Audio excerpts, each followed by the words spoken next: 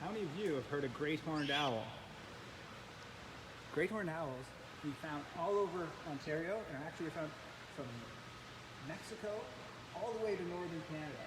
And this is a great horned owl named Mrs. Buttersworth, or Butters for short. And she's a female owl that's 5 years old. It was actually a rescue owl. So Butters here fell out of her nest and was found, and they tried to reintroduce her to an owl family, but unfortunately she wasn't accepted and has become imprinted on people. So she's probably more comfortable with us than she is other owls.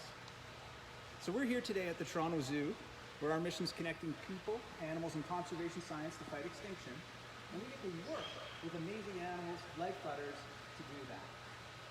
So for those of you who might not have seen an owl, because most of the time, when do they act? They're active at night, they're nocturnal. And in particular, between kind of 8 p.m. to midnight and 4 in the morning to about 7, that's when they're active and they're out there hunting. And they're really well adapted for hunting in our forests. If Butters was to put her wings out, they could be almost 5 feet. They're really broad, so they can navigate through forests and edgelands. And they're out there looking for animals like rabbits, like mice. And they'll eat smaller things as well. They'll eat reptiles. They'll even eat frogs and small birds if they can find them. And great horned owls have another really neat adaptation, and that's that they don't have much of a sense of smell. So one of the food items they eat here in Ontario are skunks. So they don't mind that bad smell.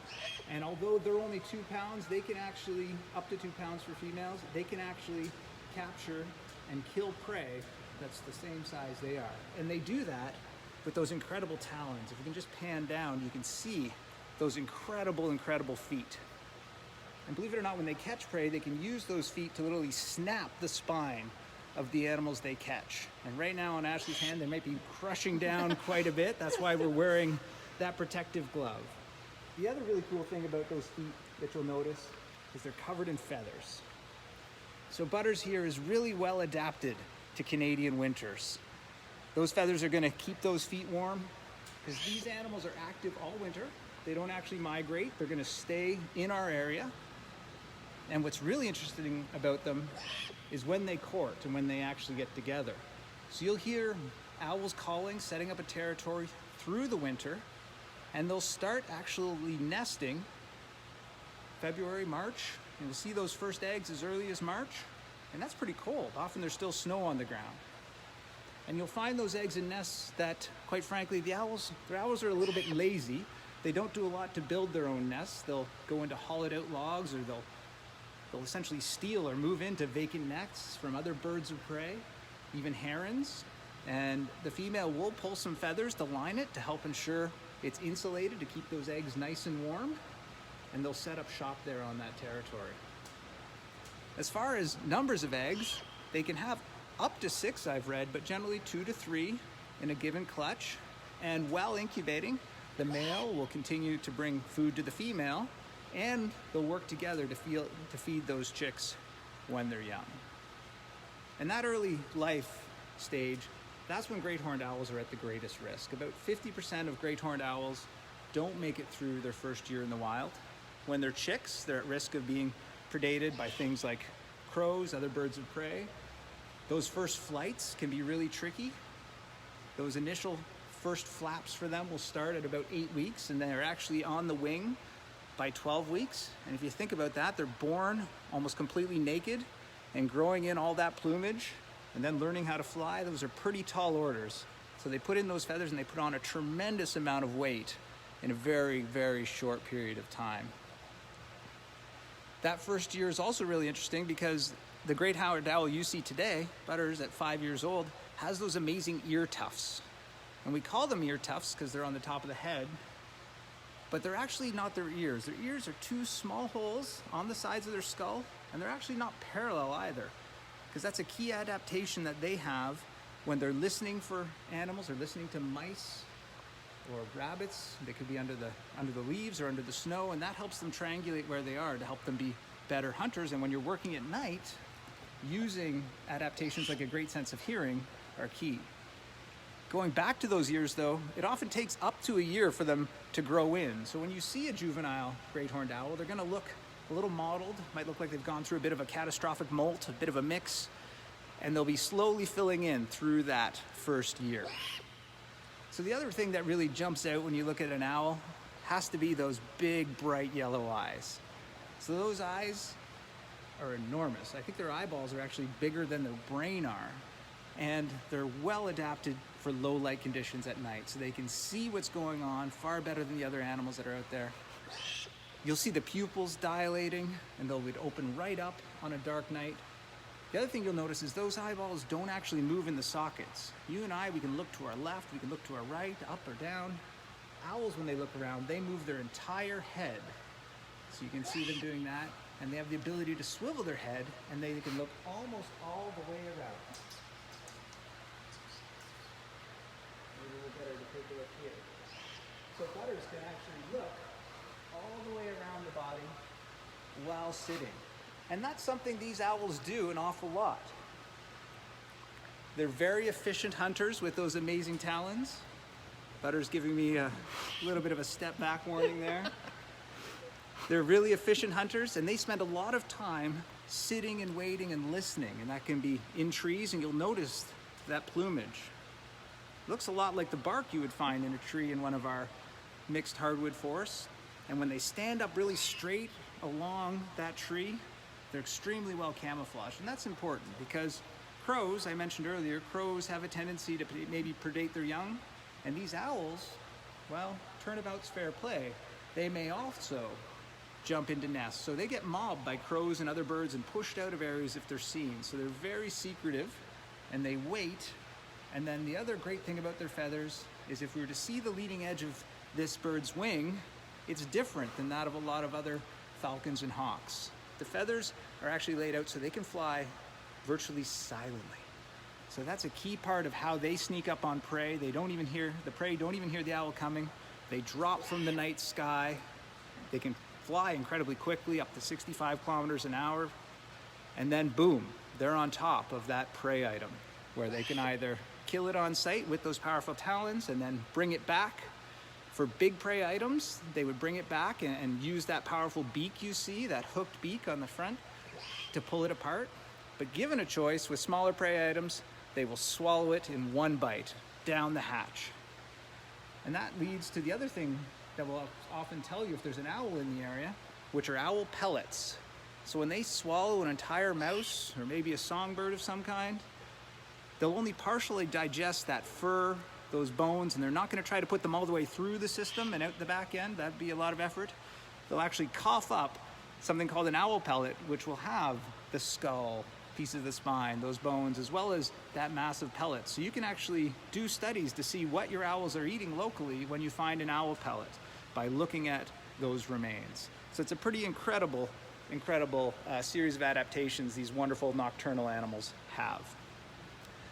Another neat thing about these animals is, while they're found all across North America, they're not the same size or the same colors. Their colors vary depending on the habitat they live in, and as they get further north, they get bigger to help better deal with the cold. So Mr. Butters is doing incredibly well. So we've got a few comments coming in. Teresa's just letting us know that she's got barred owls living near her. And yeah, barred owls are another common species we have in Ontario. We also have screech owls, long-eared owls, short-eared owls. Every once in a while we get to see hawk owls. And in the wintertime, we will see owls migrating, and great gray owls and snowy owls sometimes come into our area. So an incredible diversity of owl species right here in Ontario. So Nathan's asking, how old do owls live for? So Butters here is 5, and Ashley and I were talking before the presentation, and in human care, great horned owls have lived up to 50 years, and I personally have worked with an owl, a great horned owl at Mountsburg Conservation Area that lived to the 30s. So they do extremely well in human care. In the wild, it's a bit of a different story, a lot of competition, those tough winters. You know, if you're getting an owl to 13, 15 years, they're doing extremely well. So Suzanne's asking, what kind of training do we do with the owls? Well, that's a great question. So Butters here, we talked about how great horned owls are well adapted to stand up against a tree and wait for prey.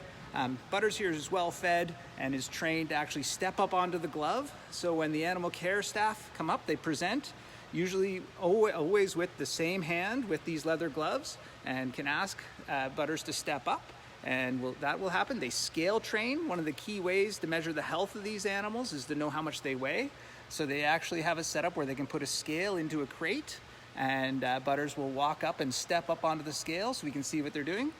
And we can actually have Butters participate in programs where the animals free fly. So they will go from station to station, and using food and the relationship they have with their animal care staff, they will fly across our amphitheater or other sites.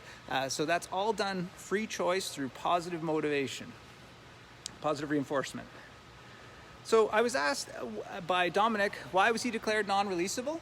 With a lot of birds of prey, if they come into human care at a young age, they become imprinted on humans. So if they start seeing themselves as a human, it becomes very challenging for them to survive, as they'll start interacting with humans. And quite frankly, humans are the biggest risk to these animals.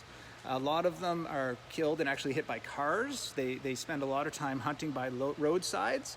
And that's an example of why littering out of your car is so important not to do. That brings rodents to the roadsides, that brings birds of prey to the roadsides, and places animals like this at risk. And they're best off in their natural habitat, away from people. So we've got a few more questions slowly coming in. A lot of folks sharing their love for the owls. Thank you. They're definitely amongst my favorite species, just because of their unique adaptations and because they live in that unique after hours niche. They're quite a mystery to many folks, and a source of a lot of lore. You see them in a lot of movies. So a question from Hannah about what's Butters' favorite food. I could guess, but I'm going to defer to Ashley to share what Butters likes the most. So her favorite foods are mice and rats, but we do also feed her things like chicks and quail, as well as ground meat here at the zoo. But mice and rats are definitely her favorite. Oh. That's what we use for training most often. And do we have other questions coming through? Folks talking about how their head movement's so amazing. The really long feathers on the legs there. You can see Butters is actually stepping up a little so you can get a look into those well-feathered legs. Someone asking how old Butters is, that she's 5 years old. And we do flight train her as per the request. As far as feeding, I'll defer to Ashley again for how often we feed. But one of the key things we do when we're weighing these animals is figure out, how they're doing, and also making sure they're at the right weight. One of the big challenges with these animals is they can put on a lot of weight, and then they're not as well equipped to fly. So we manage their diet connected to that. But how frequently are we feeding Butters these days? It depends on the season, but we usually feed her every day. A lot of the times in the winter, we will give her one fast day per week, just to mimic the type of feeding she would be doing in the wild. Because in the wild, owls aren't going to be able to find food every single day, so we want to keep her diet as natural as possible. So in the winters, we often give her at least one fast day per week. But in the summer, when she's flying in the shows, she gets fed every day. Mm-hmm. So someone just asked, are they friendly enough to pet? So Butters is trained to step up on the glove, but you can see those incredible talons. You can see that beak means business. So no, we don't pet Butters. That's not something we would do for reinforcement that she would enjoy. And someone else asked, could we see the ear holes? And unfortunately, we don't lay hands on Butters, so we can't show you that. But if you Google images online, I'm sure you'd be able to see it there. As far as a question from Patrick about how large is Butters' wingspan, I'm guessing 4.5? 4.5, okay, feet. 4.5 feet. And the large females are larger than males. They get up to 2 pounds. Males, 1 pound to 1.4 pounds. So they are larger, and the females, particularly in the northern part of the range, can get up to about 5 feet wide. And we're hoping we'll have Butters for a long time. We'd love to have Butters here into her 20s, 30s, maybe even beyond. And we've got the right care staff to do that. And I look forward to having a long career with Butters here at the zoo. Somebody was asking what Butters eats. We talked earlier about mice and rats. Sometimes we'll also feed them chicks. And we got a question here from Jaya. Are they friendly? Well, you know, they certainly do have a relationship with our animal care staff and are well trained. And that relationship, I wouldn't say it's friendly, but it's very comfortable. Question here, do the owl's eyes glow in the dark? They don't glow in the dark. They have the ability to see in incredibly low light, and that's important because that's how they hunt.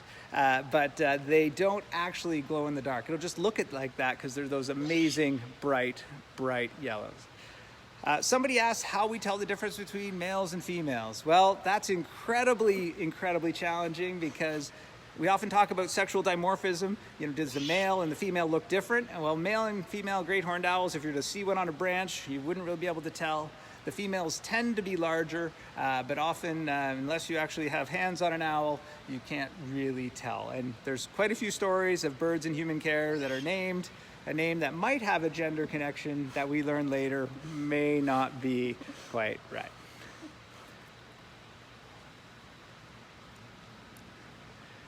So Butters, we got a question about where does Butters fly around at the zoo. So she has an area she stays in the children's zoo, and she's got a large holding space where she can fly. And the team at this time of year will start bringing her outside, and she'll be doing free flights as part of our programming. So she has several different spots that she gets to train and be on the wing. So with that, I think we're going to say thank you to everybody for joining us here at the Toronto Zoo today. We hope you enjoyed our talk about great horned owls, one of our amazing native species that we have right in our backyard. And we're wishing you all good health. We're here and we're getting to the top of the curve, so thank you for staying home. Thanks to our emergency service folks who are doing so much for us, and we look forward to seeing you back at our zoo as soon as we can open. Have a great day.